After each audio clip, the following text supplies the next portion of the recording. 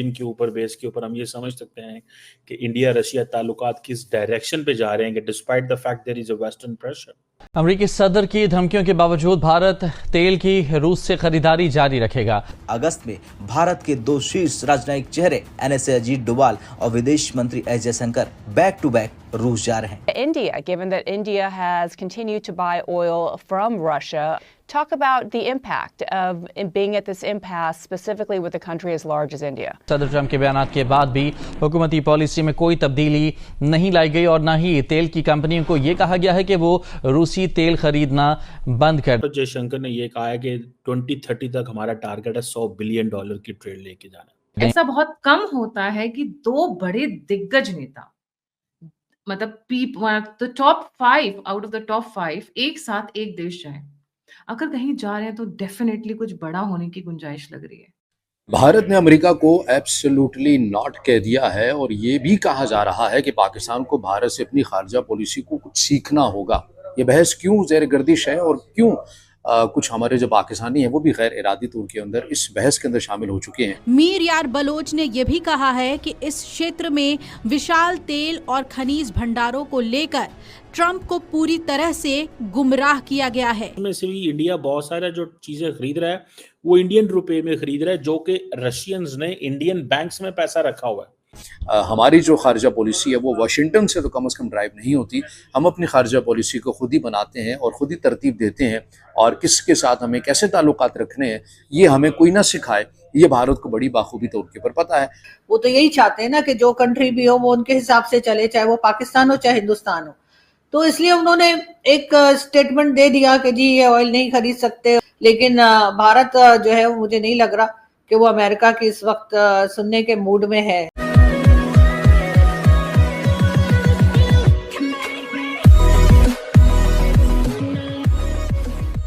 नमस्कार दोस्तों, अब यहाँ पर बात हो रही है कि कितना भी यहाँ पर ट्रम्प प्रेशराइज कर ले इंडिया को, चीज़ें उनके पाले में नहीं जा रही है। मतलब कि ट्रम्प कितना भी प्रेशराइज इंडिया को कर ले, इंडिया ने खुलेआम कह दिया कि भाई देखिए हम जो है ना वो रशिया से ऑयल परचेज करना कंटिन्यू रखेंगे। और रशिया भी जैसे अमेरिका को चिढ़ा रहा है कि जिस तरीके से इंडिया स्ट्रांगली आपको अपोज कर रहा है और स्ट्रांगली हमारे साथ रह रहा है, हम 5% डिस्काउंट और देंगे इंडिया को। और 5% डिस्काउंट आपको लगता होगा कि भाई छोटा डिस्काउंट है, छोटा नहीं है। हो सकता है कि जब आप 20 बिलियन का इन्वेस्टमेंट करते हो ना तब 1 बिलियन आपको सेव हो जाता है यहाँ पर, मतलब 19 बिलियन का ही आपको परचेस करना पड़ेगा। कहने का मतलब ये है कि चीज़ें यहाँ पर ऐसी हो रही है इंडिया और अमेरिका के बीच में कि ट्रम्प को समझ में नहीं आ रहा कि करे तो करे क्या। हो सकता है इंडिया को नुकसान हो आने वाले दिनों में, लेकिन ये चीज़ ज़रूरी भी है ऐसा लग रहा है। और मोस्टली इंडियंस जो है वो इसको सपोर्ट कर रहे हैं कि भाई देखिए अगर कोई कंट्री हमें ऐसा दबाने की कोशिश करता है तो ये चीज़ हमारे फेवर में तो बिल्कुल नहीं है।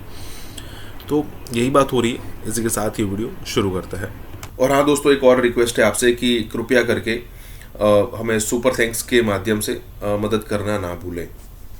भारत ने अमेरिका को एब्सोल्युटली नॉट कह दिया है और ये भी कहा जा रहा है कि पाकिस्तान को भारत से अपनी खारजा पॉलिसी को कुछ सीखना होगा। ये बहस क्यों ज़ेर गर्दिश है और क्यों कुछ हमारे जो पाकिस्तानी हैं वो भी गैर इरादी तौर के अंदर इस बहस के अंदर शामिल हो चुके हैं। मामला कुछ यूँ है कि जब से रशिया और यूक्रेन की जंग जारी उसारी है उसके बाद मगरबी दुनिया की जानिब से और अमेरिका की जानिब से भरपूर ये कोशिश की गई कि किसी तरह हम रशिया की जो मईशत है उसे किसी हद तक हम काबू कर लें। उसके ऊपर पाबंदियाँ भी लगाई गई, टैरिफ भी आयद किया गया। मगर 3 से 4 साल गुजर जाने के बावजूद भी रशिया की जो मईशत है वो उस तरह से कमज़ोर नहीं कर सके, क्योंकि मगरिब का और अमेरिका का ये कहीं ना कहीं नैरेटिव मौजूद है कि जैसे ईरान के ऊपर इल्ज़ाम लगाया जाता है कि वो अपनी तेल की जो मार्केट है उसे वो अपने न्यूक्लियर के लिए इस्तेमाल करता है। बिल्कुल ऐसे ही रशिया से मुतल्लिक भी मगरबी दुनिया और अमेरिका का यही मौक़िफ़ है। अब देखा यह जाए कि भारत जो है वो तेल का सबसे बड़ा, यानी दुनिया की तीसरा वो मुल्क है जो तेल का सबसे बड़ा ख़रीदार है रशिया के समुद्री तेल का। इसमें जो 2025 की जो पहली छमाही रिपोर्ट हमारे सामने आती है उसके मुताबिक क्या है कि जो भारत की रिफाइनरीज़ हैं उसके अंदर सरकारी भी हैं, जो निजी हैं वो भी हैं, उनके नाम भी मैं आपके सामने रखूँगा।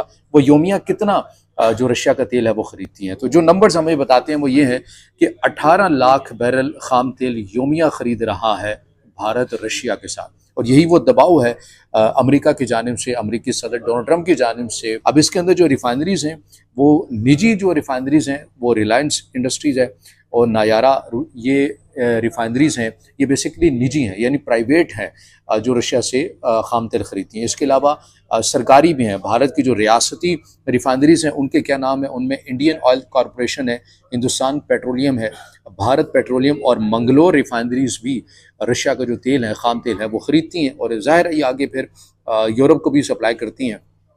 ये जो भारत की सरकारी रिफाइनरीज हैं ये 40% खरीदती हैं और 60% जो है वो प्राइवेट जो रिफाइनरीज हैं भारत की वो खरीदती हैं। अब अमेरिका क्या चाहता है? अमेरिका ये चाहता है कि भाई आप ये रशिया से तेल नहीं खरीदेंगे। भारत के जो वज़ीर ख़ारजा हैं जयशंकर, उनसे मुतालिक एक बयान बड़ी तेज़ी के साथ गर्दिश कर रहा है कि उन्होंने अमेरिका को, वाशिंगटन को एब्सोल्युटली नॉट कह दिया है कि भाई हमारी जो ख़ारजा पॉलिसी है वो वाशिंगटन से तो कम से कम ड्राइव नहीं होती। हम अपनी ख़ारजा पॉलिसी को खुद ही बनाते हैं और ख़ुद ही तरतीब देते हैं और किसके साथ हमें कैसे ताल्लुकात रखने हैं ये हमें कोई ना सिखाए। ये भारत को बड़ी बाखूबी तौर के ऊपर पता है। वो तो यही चाहते हैं ना कि जो कंट्री भी हो वो उनके हिसाब से चले, चाहे वो पाकिस्तान हो चाहे हिंदुस्तान हो। तो इसलिए उन्होंने एक स्टेटमेंट दे दिया कि जी ये ऑयल नहीं खरीद सकते और ऑयल लिया तो सैंक्शंस लगा देंगे। ये उन्होंने चाबहार पोर्ट के टाइम पर भी यही बात की थी ईरान को लेकर। लेकिन भारत जो है वो मुझे नहीं लग रहा कि वो अमेरिका की इस वक्त सुनने के मूड में है। लेकिन कुछ भी कहिए, अमेरिका सुपर पावर है, कहीं ना कहीं से हो सकता है किसी किस्म का प्रेशर जो है उनके ऊपर बिल्ड किया जाए, क्योंकि एक तरफ कहते हैं कि इनकी इकोनॉमी के बारे में भी उन्होंने कह दिया कि डेड इकोनॉमी है, कभी कुछ कह दिया। तो ये तमाम चीजें यकीनन थोड़ा मेरे ख्याल है डराने धमकाने की कोशिश की जा रही है। लेकिन मैडम आपको नहीं लगता कि इंडिया जैसा बड़ा मुल्क जिसकी 1.4 बिलियन की पॉपुलेशन और बड़ी मार्केट और अमेरिका का यू टर्न? जो गवर्नमेंट है वो जाहिर है उसको भी लग रहा होगा कि भाई ये तो हमारे दोस्त है, लेकिन ज्यादातर धोखे और ज्यादातर जो नुकसान होते हैं वो ये याद रखना चाहिए वो दोस्तों की तरफ से ही आते हैं। इसलिए कि दुश्मनों से तो आप वैसे ही अलर्ट रहते हैं। आपको रहता है कि जी अगर आप कंट्रीज की बात ना भी हो, इंडिविजुअल भी हो, तो जिन लोगों के साथ हमारी बनती नहीं है या वो नहीं है उनसे तो हम वैसे ही अलर्ट रहते हैं कि ये हमारे बारे में क्या बात करेंगे, ये हमें क्या नुकसान पहुंचा सकते हैं। लेकिन दोस्तों के ऊपर तो आपको भरोसा होता है, उनके ऊपर तो आपको यकीन होता है कि ये तो हमारे बारे में ना कोई बात करेंगे ना हमें कोई नुकसान पहुंचाएंगे। तो जब वो नुकसान पहुंचाते हैं तो यकीनन इंसान या कंट्री जो है यकीनन बहुत डिस्टर्ब हुई होती होगी। लेकिन ये कि मेरा ख्याल है कि थोड़ा बहुत अंदाजा काफी पहले से इन लोगों को हो गया होगा और कुछ ना कुछ अंदर चल रहा होता है। जैसे आप जानते हैं कि एक कुछ खबरें ऐसी होती हैं जो बाहर नहीं आती, लेकिन गवर्नमेंट टू गवर्नमेंट जो है वो पता लग रहा होता है। जिस वक्त चाबहार पोर्ट पे काम शुरू किया था भारत ने, उस वक्त भी अमेरिका ने कहा था कि जी आप वहां काम नहीं कर सकते। तो पाकिस्तान की भी जो ऑयल पाइपलाइन है उसके ऊपर भी बात की गई थी, तो पाकिस्तान तो खैर रुक गया और पाइपलाइन पे काम उस तरह से नहीं हो सका जैसे होना चाहिए था, जैसे ईरान चाहता है। मोदी साहब ट्रंप की इस चीज को नहीं मान रहे कि उन्होंने सीज फायर में किरदार अदा किया है। ऐसा बहुत कम होता है कि दो बड़े दिग्गज नेता, मतलब तो top 5 out of the top 5 एक साथ एक देश जाए। अगर कहीं जा रहे हैं तो डेफिनेटली कुछ बड़ा होने की गुंजाइश लग रही है। और जा क्यों रहे हैं, किस पर्पस से जा रहे हैं, किस टाइम जा रहे हैं, let's try and understand. Umesh, एकदम लेटेस्ट हॉट, जैसे बोलते हैं ना, एकदम हॉट हॉट न्यूज़ है ये, अभी मीडिया में निकल कर भी नहीं आई है, मेन स्ट्रीम मीडिया में। Let's get started Umesh, a very warm welcome on the show. जी। जय श्री राम गायत्री जी। देखिए गायत्री जी, रिपोर्ट्स आ रही है कि नेशनल सिक्योरिटी एडवाइजर डोवाल साहब और फॉरेन मिनिस्टर जयशंकर साहब दोनों रशिया जाने वाले हैं। पहला मीटिंग डोवाल साहब करके आएंगे, जो ग्राउंड वर्क है वो ले आउट करके आने वाले हैं और उसके बाद external affairs minister S Jaishankar साहब जाने वाले।